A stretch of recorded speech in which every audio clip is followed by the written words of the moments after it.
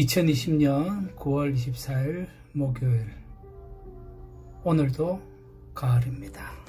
이스탄불 1년 1떡을 위한 성경 읽기 새벽 이슬 말씀 묵상 에스라 5장과 6장 시편 89편입니다. 오늘의 주제는 성전봉헌과 유월절입니다. 성전봉헌은 하나님의 집을 만들어서 하나님께 드린다는 뜻을 가지고 있습니다. 역사적으로 성전봉헌식을 보면 모세가 하나님의 말씀을 따라 지었던 성막, 출애굽기 40장 17절과 솔로몬의 성전 대하 5장 1절, 바벨론 포로 귀환 이후에 재건한 스룹바벨 성전 에스라 6장 15절에 있습니다. 유월절은 넘어가다라는 뜻을 가지고 있습니다. 유대인이 출애굽하기 직전 하나님의 이집트 사람들에게 내린 10가지 재앙 중에서 마지막 재앙인 장자의 죽음을 피하도록 하기 위해서 이스라엘에게 주문한 것과 관계가 있습니다. 유월절은 문설주에 어린 양의 피를 바른 집은 죽음의 천사가 그 집에 들어가지 않고 넘어갔다고 해서 붙여진 이름입니다. 출애굽기 12장 13절, 23절, 27절. 바벨론 포로 생활에서 돌아온 유대인들은 주변의 반대에 부딪히자 성전 공사를 중단했습니다. 에스라 4장 23절과 24절.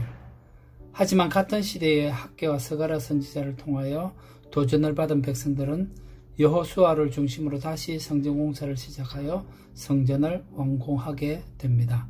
5장 1절과 2절, 6장 14절과 15절. 공사를 끝내고 하나님께 성전 봉헌식을 거행하면서 지켰던 첫 절기는 유월절이었습니다.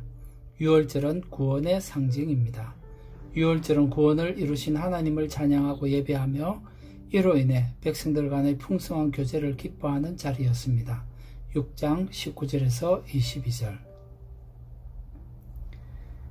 예수님은 스룹바벨 성전을 헤롯이 46년 동안 웅장하게 재건축하던 건물을 향해서 이 건물을 헐면 사흘 만에 다시 일으키겠다고 했습니다. 예수님이 언급한 그 성전은 성전된 예수님의 몸이라고 밝히고 있습니다. 요한복음 2장 19절에서 22절. 구약시대에는 정해진 성전 건물이 있었습니다.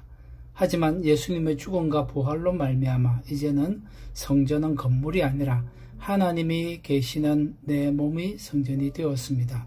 고린도전서 3장 16절, 갈라디아서 2장 20절. 우리에게 더 이상 구약의 성전 건물이 필요하지 않게 된 것은 예수님의 유월절의 어린 양, 희생양이 되어서 하나님의 구원을 완성했기 때문입니다. 요한복음 1장 29절, 19장 30절, 요한계시록 5장 6절과 13장 8절. 시편 89편 1절. 내가 여호와의 인자하심을 영원히 노래하며 주의 성실하심을 내 입으로 대대에 알게 하리이다. 11절. 하늘이 주의 것이요 땅도 주의 것이라. 세계와 그 중에 충만한 것을 주께서 건설하셨나이다. 52절. 여호와를 영원히 찬송할지어다. 아멘. 아멘. 나는 예수님이 나의 죄를 대신하여 피 흘리고 죽으신 것을 믿습니까? 나는 내 몸을 하나님의 집으로 거룩하고 깨끗하게 관리하고 있습니까? 이스탄불 메트로폴 선교교회 성경을 먹는 사람입니다.